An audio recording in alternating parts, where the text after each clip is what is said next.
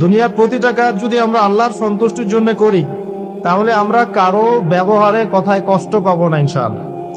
কারণ আমাদের সলাত, ইন্না সলাতি ওয়া নুসুকি মাহইয়ায়া ওয়া মামাতি, আমাদের সলাত সব স্যাক্রিফাইস, জীবন মৃত্যু কার জন্য? আল্লাহর কাছে আমার এক্সপেকটেশন থাকবে যে আল্লাহর কাছে আমি চাই, কোনো মানুষের কাছে কোনো এক্সপেকটেশন নাই, কখন আপনি কষ্ট পাবেন। জীবনে সুখে থাকার দ্য ফিলোসফি অফ হ্যাপিনেস হচ্ছে এটা।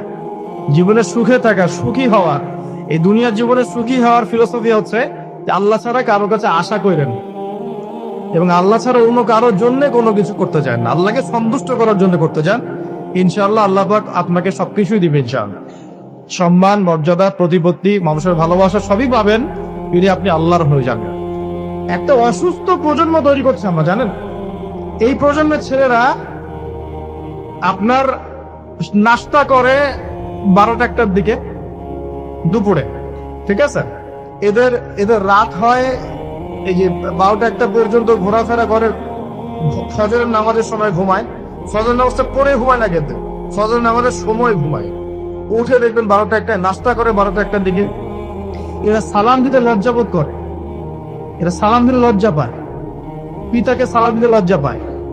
হ্যাঁ, টাকের উপরে কাপড়, দাড়ি রাখা এদের কাছে মনে হয় ব্যাকডেটেড থিঙ্কিংস। হ্যাঁ, এরা পাপকে পাপ মনে করে না, মাদককে এরা স্বাভাবিক মনে করে, জেনাটাকে স্বাভাবিক মনে করে, ফ্রি মিক্সিং জেনাটা খুব স্বাভাবিক, বয়ফ্রেন্ড গার্লফ্রেন্ড খুব স্বাভাবিক বিষয়, ঠিক আছে? বাপের টাকা পয়সা থাকলে এগুলো নিয়ে বন্ধুদের সাথে মজ মাস্তি করাটাকে এটা ফ্যাশন মনে করে, টাকা উড়িয়ে এটাকে ফ্যাশন মনে করে। ওই টাকা পয়সা কামাই করতে পিতাদের কত কষ্ট হয়েছে ওরা জানে না, পিতারা জানে। এই প্রজন্মের মেয়েরা দেখবেন পর্দাটাকে ব্যাকডেটেড থিঙ্কিংস মনে করে, চুল খোলা রেখে গেঞ্জি টি শার্ট পরে বাইরে ঘুরতে যারা পরিমাণ লজ্জাবোধ কাজ করে না, যারা পরিমাণ না। বিভিন্ন অকেশন আসলে দেখবেন মোমবাতি জ্বালিয়ে অগ্নি পূজা শুরু করে দেয়। হ্যাঁ, এবং কোন কোন ক্ষেত্রে সংস্কৃতির নামে এমন কিছু শিরকি কাজ করে যেগুলোর সাথে ইসলামের কোনো সম্পর্ক না। এরা জীবনে প্রতিষ্ঠিত হওয়াকে, বাইরে একটা ডিগ্রি সার্টিফিকেটকে নাজাতের ওসিলা মনে করে ফেলে। নামাজ, রোজা, হজ, যাকাত, ইসলামিক কালচার গুলা তাদের কাছে মনে হয় এগুলো শেষ বয়সের কাজ, এই বয়সে কোনো দরকার নেই। আমরা একটা অসুস্থ প্রজন্ম তৈরি করে যাচ্ছি। আপনি সালাম দিয়ে দেখেন উত্তর দেয় না, সালাম দিলে সাইবত হয়, সালাম দিতে মানে হেড হয়ে যাচ্ছে মাথা। কি লজ্জা, সালাম দিতে কি লজ্জা। দেখবেন হ্যালো হাউ আর ইউ, পশ্চিমারা যা যা করে হুবাহু ওদের কাট পেস্টে লাইফ লিড করে। জুমার নামাজও ঠিক মতো পড়তে যায় না। আমরা কি প্রজন্ম তৈরি করছি চিন্তা করে দেখবেন। মাদক, এই যে একটু আগে স্যার বলে গেলেন না, ম্যাক্সিমামে অল্প কিছু মানুষ বাদ দিয়ে, যারা একটু ধর্মকর্ম চর্চা করে, এইসব মানুষ বাদ দিয়ে ম্যাক্সিমাম আদরের সাথে সম্পৃক্ত। তো এখন শয়তানও কিন্তু সিংহাসনে বসে, দিন শেষে বসে ওর যে চেলা চামুন্ডা যারা আছে ওদেরকে ডাকে, ডেকে বলে আজকে কি করাইছো তোমরা? একজন বলে যে আমি তো জেনা করাই দিছি দুজনের মধ্যে, আমি মদ খাইয়েছি মানুষকে, আমি মানুষকে পরকীয়ায় লিপ্ত করেছি, আমি একজনের বিরুদ্ধে উস্কে দিয়ে হত্যা করিয়ে দিয়েছি, এরকম করে শয়তানরা বলতে থাকে। তো ইবলিস বলে না, তোমরা তেমন কোনো কাজ করতে পারো নাই। ইতিমধ্যে একজন শয়তান এসে বলে যে আমি একটা কাজ করেছি। কি কাজ করেছো? যে আমি একটা পরিবারের স্বামী স্ত্রীর মধ্যে বিচ্ছেদ ঘটিয়ে দিয়েছি। কি করেছে? এটা এখন বেশি হচ্ছে না? বেশি হচ্ছে না? আপনার খবর রাখেন না মনে হয়, পড়াশোনা করে দেখেন, প্রতি 3-4 মিনিট একটা ডিভোর্সের ঘটনা ঘটে, প্রতি 3-4 মিনিটের মধ্যে। তো এবার শয়তান তাকে ডাকে, এদিকে আসো, তুমি একটা কাজের কাজ করেছো। তখন নিজের গলার যে মালা, বা যেটা আমরা গোল্ড মেডেল বলি, অ্যাওয়ার্ড যেটা বলি, এটা তার গলায় সে পরিয়ে দেয়, দিয়ে বলে তুমি একটা কাজের কাজ করেছো। তার মানে আমরা বুঝতে পারলাম শয়তানের কাছে সবচেয়ে বড় একটা মিশন কি? পরিবারগুলোকে ধ্বংস করে দেয়। খুব সতর্ক থাকতে হবে আমাদের সবাইকে। আল্লাহ পাক আমাদের সবাইকে ধৈর্য দান করেন। আর পরিবার টিকে থাকে ধৈর্যের উপরে। আরেকটা বিষয় বলে দিই, স্বামী স্ত্রীর মধ্যে, যুবকরা এটা উপকৃত হবেন ইনশাআল্লাহ, স্বামী স্ত্রীর মধ্যে শুধুমাত্র ভালোবাসা পরিবার টিকানোর জন্য যথেষ্ট না। স্বামী স্ত্রীর মধ্যে ভালোবাসা চাইতেও বেশি প্রয়োজন হচ্ছে একে অপরের প্রতি বিশ্বাস। কি দরকার? বিশ্বাস না থাকলে ভালোবাসা টিকবে না। প্রয়োজন একে অপরের সম্মানবোধ, একজন একজনের সম্মানটা যেন বোঝে, এবং আনুগত্যের প্রয়োজন আছে। স্ত্রীরা যদি স্বামীদের আনুগত্য না করে সংসার টিকে না, সংসার ভেঙে যায়। বিশ্বাস, আনুগত্য, ভক্তি, সম্মান, শ্রদ্ধা এর সাথে যখন ভালোবাসা যুক্ত হবে তখন পরিবারটা ইনশাল্লাহ জান্নাতি পরিবার। মেয়েদেরকে আপনি আর ঘরে রাখতে পারছেন না। কোন জায়গায় চলে গেছে আমি মানে বলতে লজ্জা পাচ্ছি, কিন্তু আপনাদেরকে বলি, কারণ আপনারা এই শহরের বাসিন্দা এবং এই শহরের ভবিষ্যৎ আপনার হাতে। এই ঢাকা সিটির ভবিষ্যৎ আপনাদের হাতে না। আচ্ছা, গতকালে নিজের চোখে দেখা কথা বলি, গতকাল নিজের চোখে আমি দেখেছি যা, এক চোখের এক পলকে যা দেখেছি, এক পলক, এই যেভাবে তাকালাম এতটুকু। আমরা আসছিলাম যে পূর্বাচল দিয়ে মাহফিলে যাব, আমরা চাঁদপুর যাব, ওদিক দিয়ে বের হয়ে। গাড়িতে বসে আমরা সাধারণত কি করি, বই পড়ি বা ফোনে কথা বলি বা পরিবারের খোঁজ খবর নেই। গাড়িতে বই পড়তে পড়তে চোখ লেগে যায় অনেক সময়, চোখটাকে রেস্ট দেওয়ার জন্য জাস্ট একবার গ্লাসটা খুলে বাইরে তাকিয়েছে। পাশ দিয়ে একটা গাড়ি চলে গেল, একটা উবার টাইপের একটা গাড়ি চলে গেল, ড্রাইভার গাড়ি চালাচ্ছে। পিছনের সিটে, আপনার শহরের অবস্থা বলছো, পিছনের সিটে আমি দেখলাম যে একটা ছেলে এভাবে বসে আছে, আমি যেভাবে বসে আছি, আর একটা মেয়ে তার উপরে উঠে বসে আছে। দেখেন রাস্তার মতো, এটা আপনাদের শহর। আমি যে বলি যে কিয়ামতের যত সায়েন্স গুলো আছে, নিদর্শন গুলো, সেগুলো মোটামুটি প্রকাশ পেয়ে গেছে সব শহরগুলোতে, আপনারা তো বিশ্বাস করতে চান না। নবীজি এটার কথাই বলছিলেন হাদিসে যে কিয়ামত ততদিন পর্যন্ত হবে না যতদিন পর্যন্ত মানুষ গরু গাধার মতো রাস্তাঘাটে জেনা করবে না। স্পষ্ট হাদিস আছে, কিয়ামত ততদিন পর্যন্ত হবে না যতদিন পর্যন্ত মানুষ গাধার মতো রাস্তাঘাটে জেনা করবে না। এগুলো জেনা মানে কি শুধু ওই সেক্সুয়াল শারীরিক সম্পর্কে জেনা? দেখেন ফ্ল্যাটে জেনা হচ্ছে, ফ্ল্যাটে মাঠের দ্রব্য সেবন করছে, ধনীর দুলাল, কোনো খবর নাই। একটা অসুস্থ প্রজন্ম তৈরি করছে আমরা, জানেন? এই প্রজন্মের ছেলেরা আপনার নাস্তা করে 12টা-1টার দিকে দুপুরে, ঠিক আছে? এদের রাত হয় এই যে 12টা-1টা পর্যন্ত ঘোরাফেরা করে, ফজরের নামাজের সময় ঘুমায়, ফজর নামাজটা পরে ঘুমায় না, কিন্তু ফজর নামাজের সময় ঘুমায়। উঠে দেখবেন 12টা-1টায় নাস্তা করে, 12টা-1টার দিকে এরা সালাম দিতে লজ্জা বোধ করে, এরা সালাম দিতে লজ্জা পায়, পিতাকে সালাম দিতে লজ্জা পায়। হ্যাঁ, টাটের উপরে কাপড়, দাড়ি রাখা এদের কাছে মনে হয় ব্যাকডেটেড থিঙ্কিংস। হ্যাঁ, এরা পাপকে পাপ মনে করে না, মাদককে এরা স্বাভাবিক মনে করে, জেনাটাকে স্বাভাবিক মনে করে, ফ্রি মিক্সিং জেনাটা খুব স্বাভাবিক, বয়ফ্রেন্ড গার্লফ্রেন্ড খুব স্বাভাবিক বিষয়, ঠিক আছে? বাপের টাকা পয়সা থাকলে এগুলো নিয়ে বন্ধুদের সাথে মজ মাস্তি করাটাকে এটা ফ্যাশন মনে করে, তাকে উড়িয়ে দেখে ফ্যাশন মনে করে। ওই টাকা পয়সা কামাই করতে পিতাদের কত কষ্ট হয়েছে ওরা জানে না, পিতারা জানে। এই প্রজন্মের মেয়েরা দেখবেন পর্দাটাকে ব্যাকডেটেড থিঙ্কিংস মনে করে, চুল খোলা রেখে গেঞ্জি টি শার্ট পরে বাইরে ঘুরতে যারা পরিমাণ লজ্জাবোধ কাজ করে না, যারা পরিমাণ না। বিভিন্ন অকেশন আসলে দেখবেন মোমবাতি জ্বালিয়ে অগ্নি পূজা শুরু করে দেন। হ্যাঁ, এবং কোন কোন ক্ষেত্রে সংস্কৃতির নামে এমন কিছু শিরকি কাজ করে যেগুলো সাথে ইসলামের কোনো সম্পর্ক নেই। এরা জীবনে প্রতিষ্ঠিত হওয়াকে, বাইরে একটা ডিগ্রি সার্টিফিকেটকে নাজাতের ওসিলা মনে করে ফেলে। নামাজ, রোজা, হজ, যাকাত, ইসলামিক কালচার গুলা তাদের কাছে মনে হয় এইগুলো শেষ বয়সের কাজ, এই বয়সের কোনো দরকার নেই। আমরা একটা অসুস্থ প্রজন্ম তৈরি করে যাচ্ছি। আপনি সালাম দিয়ে দেখেন উত্তর দেয় না, সালাম দিলে সাইবোধ করে, সালাম দিতে মানে হেড হয়ে যাচ্ছে মাথাটা। কি লজ্জা, সালাম দিতে কি লজ্জা! দেখবেন হ্যালো হাউ আর ইউ, পশ্চিমরা যা যা করে হুবাহু ওদের কাট পেস্টে লাইফ লিড করে। জুমার নামাজও ঠিক মতো পড়তে যায় না। আমরা কি প্রজন্ম তৈরি করছি চিন্তা করে দেখবেন। মাদক, এই যে একটু আগে স্যার বলে গেলেন না, ম্যাক্সিমামে অল্প কিছু মানুষ বাদ দিয়ে, যারা একটু ধর্মকর্ম চর্চা করে, এইসব মানুষ বাদ দিয়ে ম্যাক্সিমামই আদরের সাথে সম্পৃক্ত। আমি স্মরণ করা দেই, আইএমএ জাহিলিয়াত যেটা ছিল রাসূলুল্লাহ সাল্লাল্লাহু আলাইহি ওয়াসাল্লামের যুগ, ওই যুগে বেশিরভাগ মানুষ মাদক খেত। তাহলে আমরা কি আইএমএ জাহিলিয়াতে নাই? ওই যুগে বেশিরভাগ মানুষ সুদ খেত, আমরা এখন সবাই সুদ খাই। ওই যুগে সবাই শিরক করতো, আমরা এখন সবাই শিরক করি, অনেকে শিরক করি। ওই যুগে গোত্রীয় হানাহানি ছিল, এখন এই গোত্রীয় হানাহানি গুলো পুরো গ্লোবালি হানাহানিতে রূপ নিয়েছে। দেশে দেশে হানাহানি, একটা দেশের মধ্যে পক্ষে বিপক্ষে হানাহানি এগুলো রূপ নিয়েছে। কিছুই পরিবর্তন হয়নি আলটিমেটলি, বরং ওই আইএমএ জাহিলিয়াতের চাইতে বড় স্কেলে চলছে। আমি দেখাচ্ছিলাম প্রিয় ভাইয়েরা এবং পর্দার বোনেরা যারা আছেন যে আমাদের সায়েন্স গুলো কিন্তু চলে আসছে। এখন এই প্রজন্মের দায়িত্ব কিন্তু আপনার হাতে। এই প্রজন্মের দায়িত্ব কার হাতে বলেন? এই শহরের দায়িত্ব কার হাতে? শুধু কি আলেম ওলামার হাতে? শুধু কি প্রশাসনের হাতে? এই শহরকে আপনি পাপমুক্ত করবেন কিভাবে? আপনাদের আমাদের কোনো ভূমিকা নাই?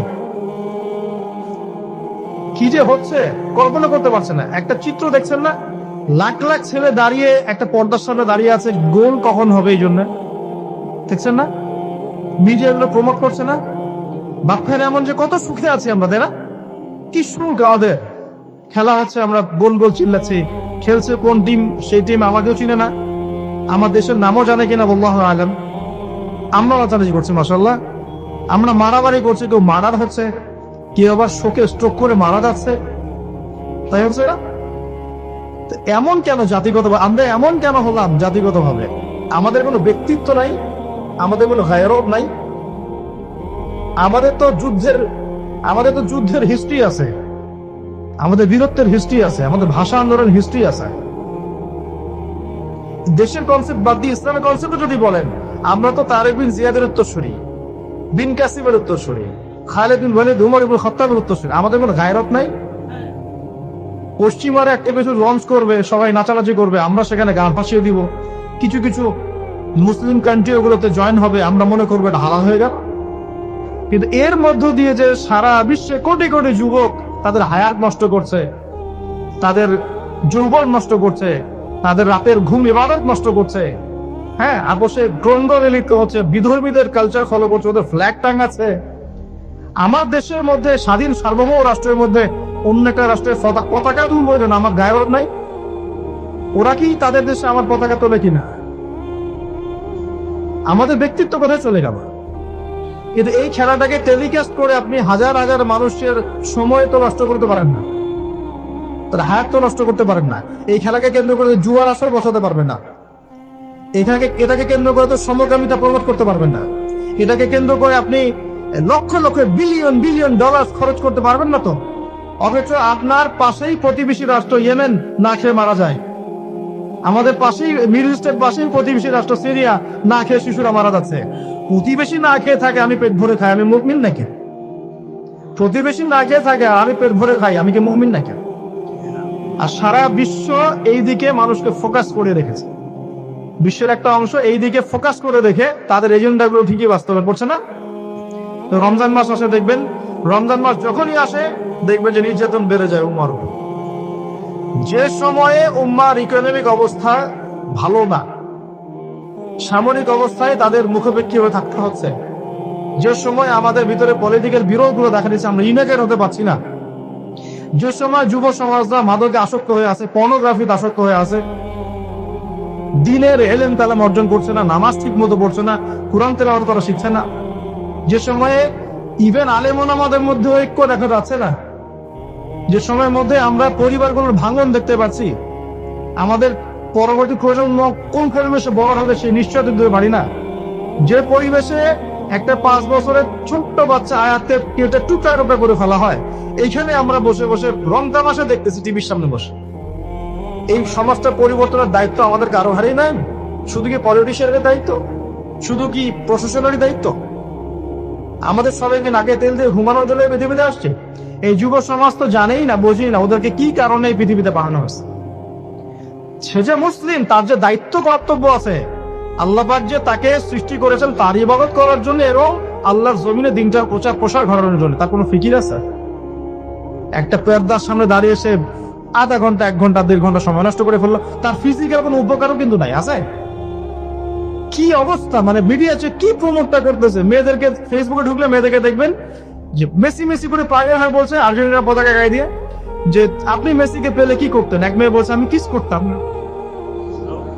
তো জামাই হয়তো, হ্যাঁ ও জামাই না, তাহলে মানে কি শেখাচ্ছি আমরা মানুষকে? একটু ভালো করে লক্ষ্য করে দেখেন। আমার মেয়ে, মনে করেন আপনার মেয়ে আছে না, আপনার মেয়েকে আপনি 5 বছর 7 বছর হয়তো বাসায় টাইটলি আপনি মানুষ করতে পারবেন। অসংখ্য ছোট ছোট মেয়ে বাচ্চা এখন বাইরে বের হয়ে ধর্ষণের শিকার হচ্ছে না? কোন সমাজে আপনি আপনার সন্তানকে রেখে যাচ্ছেন চিন্তা করবেন না একটু? আমরা একা একা যদি ভালো মানুষ হতে চাই পারবো না তো। আমি আমার মেয়েকে কতদিন পর্যন্ত বাসায় বন্দি করে রাখবো? সে যখন বাইরে যাবে কি দেখবে? বাইরে দেখবে প্রতারণা, বাইরে দেখবে মিথ্যা, বাইরে দেখবে ধর্ষণ, বাইরে দেখবে ইফটিজিং, বাইরে বেপরদামি, বাইরে অশ্লীলতা। আপনার ছেলে বড় এগুলো শিখবে। ছোট্ট একটা বাচ্চা আমাদের বাসায় আছে, গালে হাত দিলে হাসে। আমি তাকায় থাকি, আমি ভাবি যে 5 বছর হাস আগে, 5 বছর পরে যখন তুই দুনিয়াটা বুঝতে শিখবি অটোমেটিক হাসি বন্ধ হয়ে যাবে। কোন জায়গায় আপনি বাচ্চাকে রেখে যাচ্ছেন চিন্তা করে দেখে নেবা। একটা ছোট্ট বাচ্চার ইজ্জতের কোনো গ্যারান্টি পাচ্ছি না আমরা। চিন্তা করে দেখেন না, বিগত 50 বছরে ধর্ষণের সংখ্যা বেড়েছে না কমেছে? কি পরিমাণ বেড়েছে? বেড়েছে কি পরিমাণে? পর্নোগ্রাফির পরিমাণটা কি পরিমাণ বাড়ছে? মাদক কি পরিমাণে বেড়েছে? এখন এই দায়িত্ব শুধু প্রশাসনের না, শুধু পলিটিশিয়ানদের না, আমাদের সবার দায়িত্ব আছে। আমরা যদি যার যার জায়গা থেকে দায়িত্ব পালন করতে আজকে পিছুপা হয়ে যাই, বিশ্বাস করেন আগামী 10-20 বছর পরে আমাদের সন্তান একটা ভয়ঙ্কর বিশ্ব দেখবে। আসে পরে এমন একটা বিশ্ব দেখবে যার দুঃস্বপ্নের মতো কল্পনাই করে নাই। যে এই 3টা জায়গা থেকে বের হবে এবং তার সাথে জয়েন হবে কারা? এবং এক শ্রেণীর নারী যাদেরকে আপনি ধরে রাখতে পারবেন না। যে উদাহরণ দিকে এত দূর চলে গেছে। আরেকটা জায়গার কথা আসছে যে বের হবে শাম এবং ইরাকের মাঝামাঝি একটা রাস্তা থেকে। শাম মানে হচ্ছে ফিলিস্তিন, জর্ডান, লেবানন, এই যে পুরো কন্টিনেন্টটা আছে এটার নাম শাম। কি নাম? শাম। সিরিয়া আছে মধ্যে।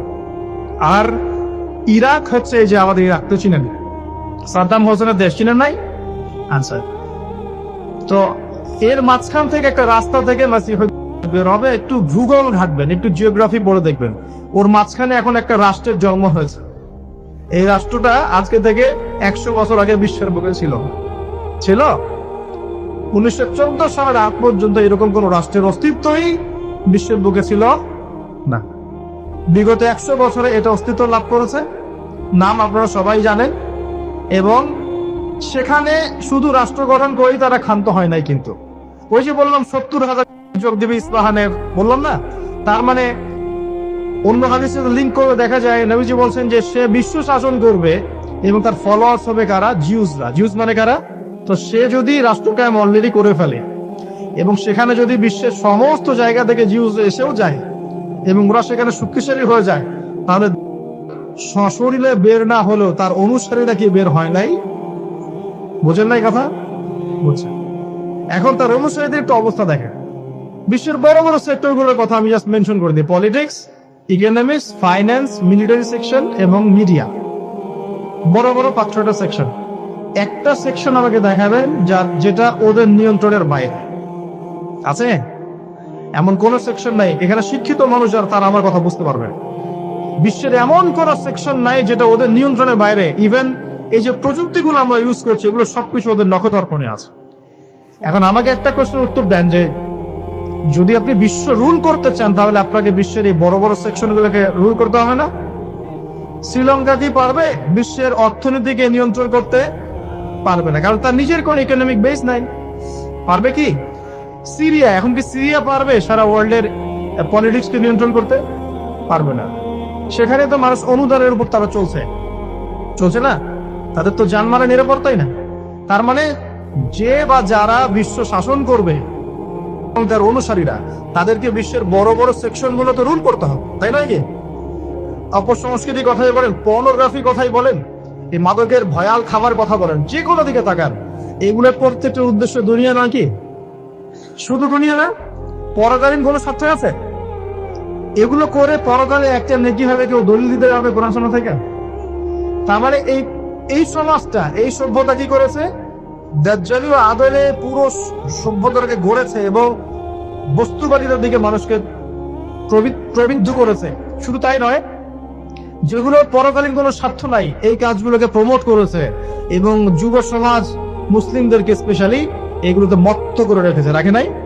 আল্লাহ পাক এখন বলছেন জেনে রাখো, তোমরা জেনে রাখো, ইন্নামাল হায়াতুদ দুনিয়া লাইবুন ওয়া লাহু, এই দুনিয়ার জীবনটাই খেলতে তামাশা, প্রতারণা। ওয়াসিলাতুন ওয়া তাফাখুরুন বাইনাকুম ওয়া তাকাসুর, একে অপরের প্রাচুর্য ধন সম্পদের প্রতিযোগিতা ছাড়া কিছু না। ওয়া মাল হায়াতুদ দুনিয়া ইল্লা মাতাউল গুরুর, এই দুনিয়ার জীবনটা প্রতারণা ছাড়া কিছু নয়।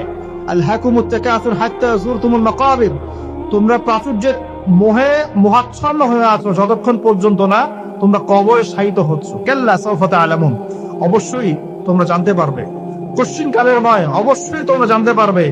কাল্লা লাতুসআলুন্না ইয়াওমাইযিন আনিন নাঈম, তোমাদেরকে কিয়ামতের দিনে নিয়ামতগুলো সম্পর্কে জিজ্ঞাসিত হতে হবে। সূরা কাহফেই এই হেদায়েতটা আছে। এই দুই বন্ধুর ঘটনা আপনাকে দেখাবে কিভাবে বস্তুবাদী সভ্যতা এবং আল্লাহ বিরোধী সভ্যতার কনফ্লিক্ট হয়। সর্বশেষে আল্লাহর অনুগত সভ্যতার জয় হয়েছে, বস্তুবাদী সভ্যতাকে আল্লাহ পাক ধ্বংস করে দিয়েছেন না, দিয়েছেন। এবং এই ঘটনার পরেই দুনিয়ার জীবনের দৃষ্টান্ত দেওয়া হয়েছে, যে দুনিয়ার জীবনটাকে আল্লাহ পাক বলেছেন খেল তামাশা, প্রতারণা ছাড়া কিছুই নয়। হ্যাঁ, কেউ যদি বলে খেলাধুলার কোনো দলিল কোরআনে আছে কিনা, আমি বলবো হ্যাঁ আছে। আল্লাহ পাক বলেছেন ওয়ামা হাযিহিল হায়াতুদ দুনিয়া ইল্লা মাতাউল গুরুর ই'লামু আন্নামাল হায়াতুদ দুনিয়া লাইবুন ওয়া লাহু। অতএব খেলাধুলার দলিল কোরআনে আছে। আল্লাহ পাক বলেছেন দুনিয়ার জীবনটাই তোমাদের খেলাধুলা, প্রতারণা, ধোঁকা। কি বুঝলেন? এই দুনিয়ার জীবনটাই হচ্ছে খেলাধুলা, প্রতারণা, মোহ এবং ধোঁকা, এবং তোমাদের পারস্পরিক চাকচিক্যের প্রতিযোগিতা ছাড়া কিচ্ছু নয়। এখন এই সভ্যতার দিকে তাকাবেন চোখ কান খোলা রেখে, যে যত রকম ফাহেসা কাজগুলো মিডিয়া দিয়ে প্রমোট করা হচ্ছে, এগুলোর মূল উদ্দেশ্য হচ্ছে দুনিয়া, এবং মুসলিম যুবকদেরকে এবং উম্মাকে তাদের মূল উদ্দেশ্য করে সরিয়ে দেওয়ার চেষ্টা করা। আমাদের মূল উদ্দেশ্য কি? এক, আমাদের মূল উদ্দেশ্য ছিল জ্ঞান অর্জন করা। মূল উদ্দেশ্য ছিল জ্ঞান অর্জন করে আমল করা, আল্লাহ পাকের জমিনে দ্বীনের প্রচার করা। আমাদের পৃথিবীর মূল উদ্দেশ্য ছিল কি? পারিবারিক আদর্শ ঠিক করা, সন্তানদেরকে মানুষ করা, সমাজে কাঠামো ঠিক করা, হালাল খাওয়া, দ্বীনের দাওয়াতি কাজ করা, আল্লাহর জমিনে দ্বীনটাকে প্রচার করা, প্রসার করা, প্রতিষ্ঠার চেষ্টা করা। এগুলো আমাদের মূল উদ্দেশ্য ছিল। এখান থেকে সরিয়ে এনে আমাদের সবার চোখকে এখন বিভিন্ন আমোদ প্রমোদ ফুর্তির দিকে ফোকাস করে রাখা হয়েছে, এবং এর ফলশ্রুতিতে আমরা আমাদের দুনিয়াতে আসার উদ্দেশ্যটা কিন্তু ভুলে গেছি। প্রিয় ভাইয়েরা, সতর্ক থাকবেন, যে বিষয়টা যতটুকু লিমিট আছে এই লিমিট ক্রস করতে যাবেন। যতটুকু করা জায়েজ আছে এতটুকু করবেন, যেগুলোতে জায়েজ নাই সেগুলো জায়েজ না।